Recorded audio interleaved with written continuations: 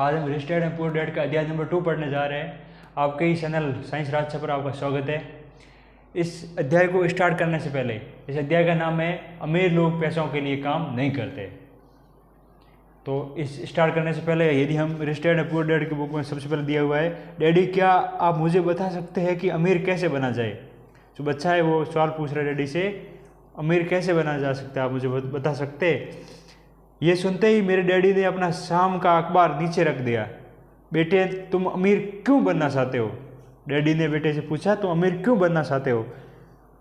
क्योंकि आज जिम्मी की मम्मी अपनी नई कैडिलक कार में आई और वे लोग पिकनिक पर अपने समुद्र तट वाले घर पर जा रहे थे। जिम्मी अपने साथ अपने 3 दोस्तों को ले गया, परंतु माइक और मुझे नहीं ले गया। उसने हमसे ये कहा कि वो हमें इसलिए नहीं ले जाएगा क्योंकि हम लोग गरीब बच्चे थे। जो ये लेखक जो बता रहे बात, वो और उसका दोस्त माइक है, वो दोनों को उसका दोस्त जिम्मी साथ में नहीं लेके गया पिकनिक पर, जो पिकनिक वो घूमने गए थे। वो इसलिए नहीं ले गए थे क्योंकि वो दोनों गरीब थे। उसने ऐसा कहा डैडी ने अविश्वास से पूछा। हाँ बिल्कुल ऐसा, मैंने दर्द भरी आवाज़ में कहा। डैडी अपना सिर हिलाया, नाक तक चश्मे को सड़ाया और फिर अखबार पढ़ने लगे। मैं उनके जवाब का इंतज़ार करता रहा। जैसे ही उसने बच्चे ने अपने डैडी से सवाल पूछा कि मुझे अमीर बनना है, तो डैडी ने अखबार वापस ध्यान लगा दिया उन्होंने। डैडी ने अपना सिर हिलाया, नाक तक चश्मे को सड़ाया, फिर अखबार पढ़ने लगे। मैं उनके जवाब का इंतज़ार करता रहा। ये 1956 की बात है, तब मैं 9 साल का था। किस्मत की बात थी कि मैं उसी पब्लिक स्कूल में जाता था जिसमें अमीर लोगों के बच्चे पढ़ते थे। हम शुगर प्लांटेशन के कस्बे में रहते थे। प्लांटेशन के मैनेजर और कस्बे के बाकी अमीर लोग जैसे डॉक्टर, बिजनेसमैन और बैंकर अपने बच्चों को पहली क्लास से 6ठी क्लास तक इसी स्कूल में भेजते थे। 6ठी क्लास के बाद बच्चों को प्राइवेट स्कूल में भेजा जाता था। अगर मेरा परिवार सड़क के दूसरे छोर पर रह रहा होता तो मुझे अलग तरह के स्कूल में भेजा जाता जहाँ मेरे जैसे परिवारों के बच्चे पढ़ते थे।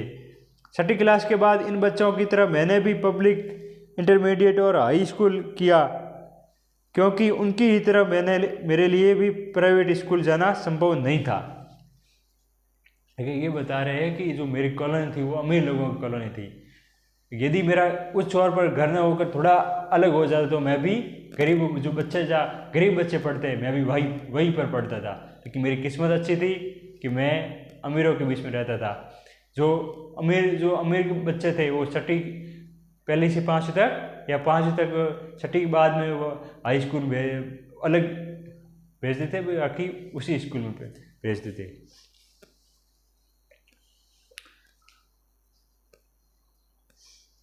छठी क्लास के बाद बच्चों को प्राइवेट स्कूल में भेजा जाता था। 6ठी क्लास के बाद इन बच्चों की तरह मैंने भी पब्लिक, इंटरमीडिएट और हाई स्कूल किया होता, क्योंकि उनकी तरह मेरे लिए प्राइवेट स्कूल जाना संभव नहीं था। मेरे डैडी ने आखिर अखबार को रख दिया। मुझे पता था कि वे क्या सोच रहे थे। उन्होंने धीमे से शुरुआत की। अगर तुम अमीर बनना चाहते हो तो तुम्हें पैसे बनाना सीखना चाहिए। अब डैडी ने वह जवाब दिया, यदि तुम अमीर बनना चाहते हो ना तो तुम्हें पैसे बनाना आना चाहिए। उन्होंने धीमे से शुरुआत की, धीमे से बोला उन्होंने। मैंने पूछा, मैं पैसे बनाना किस तरह सीख सकता हूँ? अपने दिमाग के इस्तेमाल से। पिताजी ने बोला, अपने दिमाग के इस्तेमाल से तुम पैसे बनाना सीखो। उन्होंने मुस्कुराते हुए कहा, जिसका असली मतलब ये था कि बस मैं तुम्हें इतना ही बता सकता हूँ या मैं इसका जवाब नहीं जानता, इसलिए मुझे तंग मत करो। एक साझेदारी हुई। अगली सुबह मैंने अपने सबसे अच्छे दोस्त माइक को अपने डैडी की बातें बताई। जहाँ तक मुझे याद है उस स्कूल में मैं और माइक ही 2 गरीब बच्चे थे। माइक भी मेरी तरह ही था, क्योंकि वो भी किस्मत की वजह से उस स्कूल में था। ऐसा लगता था कि किसी ने कस्बे में स्कूल की सरहदें तय कर दी थी। इस कारण हम लोग अमीर बच्चों के स्कूल में पढ़ रहे थे सच कहा जाए तो हम लोग गरीब नहीं थे, परंतु हमें ऐसा लगता था क्योंकि बाकी सभी बच्चों के पास बेसबॉल, ग्लव्स, नई साइकिलें और हर चीज़ नहीं होती थी। मम्मी और डैडी ने हमें ज़रूर की सभी चीज़ें दी थी, जैसे खाना, घर, कपड़े, लेकिन इससे ज़्यादा कुछ नहीं। मेरे डैडी कहा करते थे, अगर तुम्हें कोई चीज़ चाहिए उसके लिए काम करो। हमें बहुत सी चीज़ें चाहिए थी, लेकिन 9 साल के बच्चों के करने के लिए ज़्यादा काम मौजूद नहीं थे। माइक ने पूछा, तो पैसा कमाने के लिए हमें क्या करना चाहिए? दोस्त है जो दोनों गरीब है, वो अमीरों के स्कूल में पढ़ते हैं, अमीरों के साथ बैठते रहते पढ़ते हैं, लेकिन वो दोनों सोचते हैं कि मुझे जो, ठीक है, वो बताते हैं कि मुझे अमीर बनना है, मुझे पार्टनर चाहिए। माइक को बताया, उन्होंने पार्टनर के रूप में चुना। माइक ने पूछा हमें क्या करना चाहिए, अमीर हम कैसे बन सकते हैं? मैं नहीं जानता, मैंने कहा, ठीक है, ने कहा मैं नहीं जानता, लेकिन क्या तुम इसी काम को मेरे पार्टनर बनना चाहते हो? मेरा पार्टनर बनना चाहते हो तुम? वो राजी हो गया। उस शनिवार की सुबह में माइक मेरा पहला बिजनेस पार्टनर बन गया। हम दोनों पूरी सुबह यही सोचते रहे कि पैसा किस तरह कमाया जाए।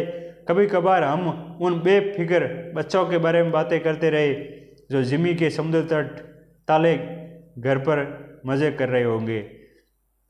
इससे थोड़ी शॉर्ट पहुंचती थी, परंतु ये शॉर्ट अच्छी थी क्योंकि उसने हमें ये सोचने के लिए प्रेरित किया कि पैसा कैसे कमाया जाए। आखिरकार उस दोपहर को हमारे दिमाग में बिजली कड़क आई। ये एक ऐसा विचार था जो माइक ने किसी विज्ञान की किताब में पढ़ा था। रोमांचित होकर हमने अपने हाथ मिलाए और पार्टनरशिप के पास अब एक बिजनेस था। अगले कुछ हफ्तों तक मैं और माइक आसपास के इलाकों में दौड़ भाग करते रहे। हम दरवाज़ों पर दस्तक देते थे और पड़ोसियों से कहते थे कि वो हमें इस्तेमाल के लिए टूथपेस्ट ट्यूब हमारे लिए रख ले, कि यदि आपका इस्तेमाल टूथपेस्ट जो होता है दातुन मंजन करने के लिए, कि वो जो टूथपेस्ट जो पूरा हो जाता है वो हमारे लिए आप रख दीजिए, बाहर मत फेंकिए। हैरत में हमें देखते हुए ज़्यादातर लोग ने मुस्कुराकर हमारी बात मान ली। कुछ हमें टूथपेस्ट ट्यूब क्यों चाहिए, इसके जवाब में हमने कहा, हम आपको ये ने हमसे पूछा कि नहीं बता सकते, ये एक बिजनेस सीक्रेट है, हम ये आइडिया नहीं बता सकते क्योंकि ये एक हमारा बिजनेस सीक्रेट है। सप्ताह गुजरते गए और मेरी माँ बहुत दुखी हो गई। अपने कच्चे माल को इकट्ठा करने के लिए हमने जो जगह चुनी थी वो एक वॉशिंग मशीन के ठीक पास थी, एक भूरे कार्डबोर्ड के डिब्बे में जिसमें कभी केचप की बोतलें रखी रहती थी और हमारे इस्तेमाल किए हुए टूथपेस्ट के ट्यूब्स की संख्या बढ़ने लगी।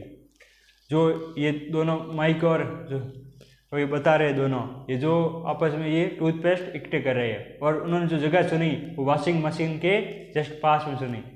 तो माता को समस्या आई, जो उनकी मम्मी है, उन्होंने बोला कि ये जो आप इकट्ठा कर रहे हो ये सामान आप इकट्ठा जो कर रहे हो ये क्या कर रहे हो अभी? तो उन्होंने माता ने बताया। आखिर एक दिन माँ के सब्र का बांध टूट गया। पड़ोसियों के मुड़े तूड़े और इस्तेमाल किए हुए टूथपेस्ट ट्यूब्स को देखते हुए ऊब गई थी। उन्होंने पूछा, तुम लोग कर क्या रहे हो? और मैं ये नहीं सुनना चाहती कि ये एक बिजनेस सीक्रेट है। इस कचरे को साफ कर दो या मैं इसे उठाकर बाहर फेंक दूंगी, बाहर फेंक देती हूँ। माइक और मैंने अपने हाथ और पैर जोड़े और उन्हें ये बताया कि जल्दी ही हमारा कच्चा माल पर्याप्त जमा हो जाएगा, फिर हम उत्पादन शुरू कर देंगे। हमने उन्हें बताया कि हम कुछ पड़ोसियों का इंतज़ार कर रहे हैं ताकि वे अपने टूथपेस्ट ट्यूब्स ख़त्म कर ले। माँ ने हमें 1 हफ्ते की मोहलत और दे दी। उत्पादन शुरू होने की तारीख करीब आ गई। दबाव बढ़ चुका था। हमारे वेयर हाउस के मालिक यानी मेरी माँ ने हमारी पहली पार्टनरशिप कंपनी की जगह खाली करने का नोटिस थमा दिया था। अब माइक का काम यह था कि पड़ोसियों को टूथपेस्ट जल्दी ख़त्म करने के लिए कहे और साथ ही ये भी जोड़ दे कि दांत के डॉक्टरों को कहना है कि दिन में कई बार ब्रश करना चाहिए। मैं उत्पादन की प्रक्रिया ठीक करने में जुट गया। एक दिन मेरे डैडी अपने एक दोस्त के साथ कार में बैठकर पोर्च में आए और उनका आश्चर्य का ठिकाना नहीं रहा जब उन्होंने वह 9 साल के 2 बच्चों को उत्पादन की प्रक्रिया में पूरी गति से जुटे हुए देखा। हर जगह बारीक सफ़ेद पाउडर बिखरा हुआ था। एक लंबी मेज पर स्कूल में लाए गए दूध के छोटे कार्टन थे जो हमारे परिवार की हिबासी ग्रिल लाल दहकते कोयलों के साथ अधिकतम गर्मी पर जल रही थी। डैडी सावधानी से चलकर हमारे करीब आए क्योंकि हमारे उत्पादन की प्रक्रिया में पोर्च पर कब्जा कर लिया था, इसलिए उन्हें कार बाहर ही खड़ी करनी पड़ी। जब वे और उनके दोस्त पास आए तो उन्होंने कोयलों के ऊपर रखा एक स्टील का बर्तन देखा जिसमें टूथपेस्ट के ट्यूब पिघल रहे थे। उन दिनों टूथपेस्ट प्लास्टिक के ट्यूब्स में नहीं आते थे, ट्यूब्स शीशे के बने होते थे। एक बार पेंट जल जाने पर ट्यूब्स को स्टील के बर्तन में डाल देते थे ताकि वो पिघलकर द्रव के रूप में आ सके। इस पिघलने हुए शीशे को हम छोटे वाले दूध के कार्टून में डाल रहे थे। दूध के इन कार्टूनों में प्लास्टर ऑफ पेरिस भरा था। हर तरफ फैला सफ़ेद पाउडर प्लास्टर ही था जिसमें हमने पानी मिलाया था। जल्दीबाजी में मैंने उसके बैग को गिरा दिया था और पूरी ज़मीन ऐसी लग रही थी जैसे कि अभी अभी बर्फ़ का तूफान आया हो। दूध के कार्टन बाहर बक्से थे जिसके भीतर प्लास्टर और पेरिस के सांचे थे। मेरे डैडी उनके दोस्त हमें ये देखते रहे और हम पिघले हुए शीशे को प्लास्टर ऑफ पेरिस ट्यूब के ऊपर छोटे से छेद में डालते रहे। संभल कर मेरे डैडी ने कहा। मैंने बिना सिर उठाए हामी भर दी। आखिरकार जब शीशे को डालने पर काम खत्म हो गया तो मैंने स्टील के बर्तन के नीचे रख दिया और फिर अपने डैडी की तरफ देखकर मुस्कुराया। उन्होंने हल्की मुस्कान के साथ पूछा, तुम लोग क्या कर रहे हो? हम वही कर रहे हैं जो आपने बताया था, हम अमीर बनने जा रहे हैं, मैंने कहा। हाँ, माइक ने सिर हिलाते हुए मुस्कुराते हुए कहा, हम दोनों पार्टनर हैं। डैडी ने पूछा, और इन प्लास्टर के सांसों में क्या है? देखिए, मैंने कहा, इसमें एक बहुत अच्छी चीज़ है। छोटे हथौड़ों से मैंने सील को ठोका जिससे बाहरी खोल टूट गया है।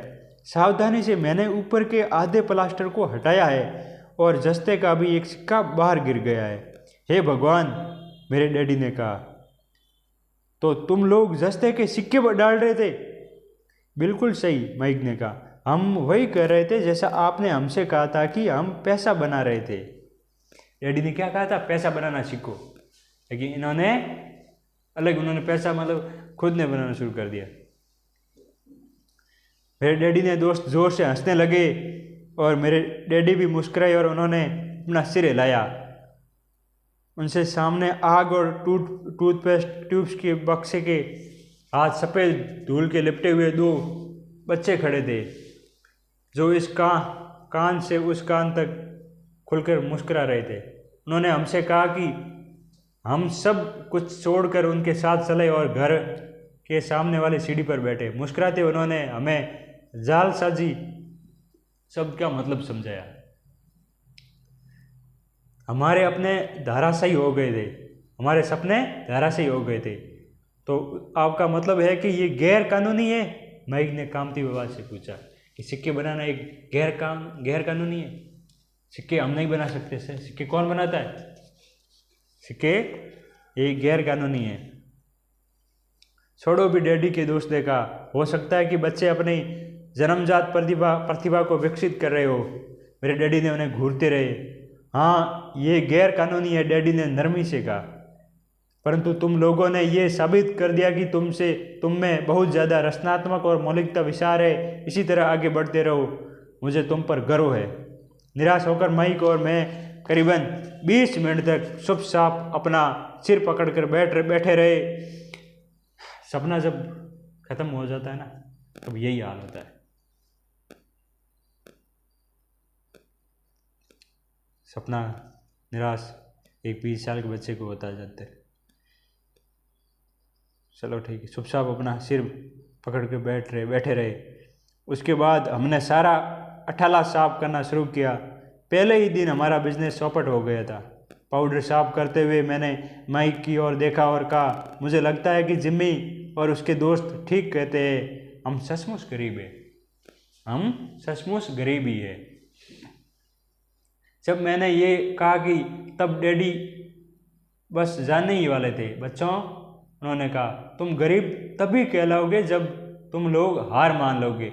सबसे महत्वपूर्ण चीज़ ये है कि तुमने कुछ किया है। ज़्यादातर लोग केवल अमीर बनने के बारे में बातें करते रहते हैं और उसके सपने देखते रहते हैं। तुमने कुछ किया है, मुझे तुम दोनों पर गर्व है। और मैं एक बार फिर से यही कहूँगा कि आगे बढ़े चलो और हार मत मानो। माइक और मैं खामोश खड़े रहे। ये शब्द सुनने में अच्छे थे, परंतु हमें ये पता था कि हमें क्या करना चाहिए। तो ऐसा क्यों है डैडी कि आप अमीर नहीं हैं? मैंने पूछा। तो ऐसा क्यों है डैडी कि आप अमीर नहीं हैं? मैंने पूछा डैडी से। क्योंकि मैंने एक स्कूल टीचर बनने का फैसला किया था। स्कूल के टीचर अमीर बनने के बारे में नहीं सोचते, हम सिर्फ पढ़ाना पसंद करते हैं। काश कि तुम लोगों की मदद कर सकता, परंतु हकीकत में मैं ये नहीं जानता कि दौलत कैसे कमाई जाती है। वो एक टीचर है, उनके पिताजी टीचर है, फिर भी वो नहीं बता पाते हैं कि मैं नहीं बता पाता हूँ कि तुम्हें अमीर बनने में मैं क्या हेल्प कर सकता हूँ, क्या आपको काम करना चाहिए, क्योंकि मुझे इस चीज़ का नॉलेज ही नहीं है। मुझे बिजनेस के बारे में कुछ नॉलेज नहीं है। माइक और मैं खामोश खड़े रहे। पता था कि हमें क्या करना चाहिए। तो ऐसा क्यों है डैडी कि आप अमीर नहीं है? क्योंकि माइक और मैं पलटे और अपने सफाई अभियान में जुट गए, सफाई करने लगे। डैडी ने कहा, अगर तुम लोग ये सीखना ही चाहते हो कि अमीर कैसे बना जाता है तो मुझसे मत पूछो। ये माइक, तुम अपने डैडी से ये सवाल पूछो। मेरे डैडी? माइक ने हैरानी से कहा, मेरे डैडी? हाँ, तुम्हारे डैडी। मेरे डैडी ने मुस्कुरा कर दोहराया, तुम्हारे डैडी और मेरा बैंकर एक ही है। मेरा बैंकर और तुम्हारा डैडी के बैंकर एक ही है। वो तुम्हारे डैडी की बहुत तारीफ करता है। उसने मुझे कई बार बताया कि पैसा बनाने में तुम्हारे डैडी का कोई जवाब नहीं है। मेरे डैडी ने, माइक ने एक बार फिर हैरानी से पूछा, फिर ऐसा क्यों है कि स्कूल के अमीर बच्चों की तरह हमारे पास शानदार कार और आलीशान बंगला नहीं है? शानदार कार और आलीशान बंगले के होने का मतलब नहीं होता कि आप निश्चित रूप से अमीर हैं या आप पैसा बनाने की कला जानते हैं। डैडी ने जवाब दिया, जिम्मी के डैडी शुगर प्लांटेशन में काम करते हैं और उनमें और मुझ में ज़्यादा फर्क नहीं है। वे एक कंपनी के लिए काम करते हैं और मैं सरकार के लिए। कंपनी उन्हें कार खरीद कर देती है। इस समय शंकर की कंपनी आर्थिक संकट में फंसी हुई है और जिम्मी की डैडी के पास जल्द ही कुछ नहीं बचेगा। तुम्हारे डैडी अलग है माइक। ऐसा लगता है कि वे एक साम्राज्य बनाने में जा रहे हैं। वो मेरा अंदाज ये है कि कुछ ही सालों में बहुत अमीर बन जाएंगे। ये सुनकर माइक और मैं एक बार फिर रोमांचित हो गए। नए उत्साह से हमने अपने डूबे हुए व्यवसाय के कचरे को साफ करना शुरू कर दिया। जब हम सफाई कर रहे थे तो हमने ये भी योजना बना ली कि कब और कैसे माइक के डैडी से बात की जाए। समस्या ये थी कि माइक के डैडी बहुत ज़्यादा काम करते थे, देर रात तक घर नहीं लौटते थे।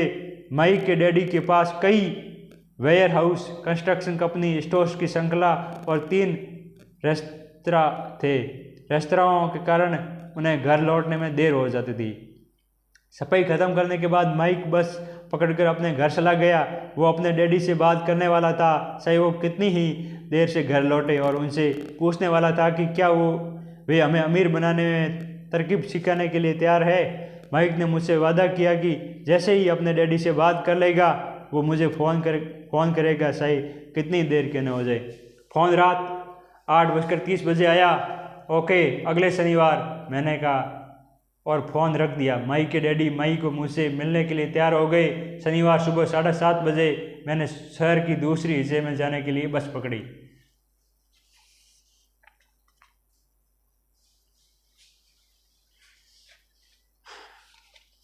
अमीर और सबक शुरू हुए।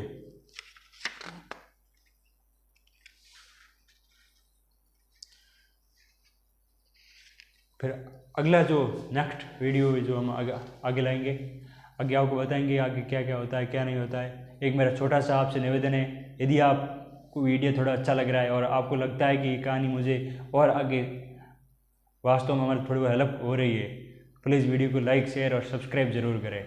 आपका बहुत बहुत धन्यवाद। All the very best.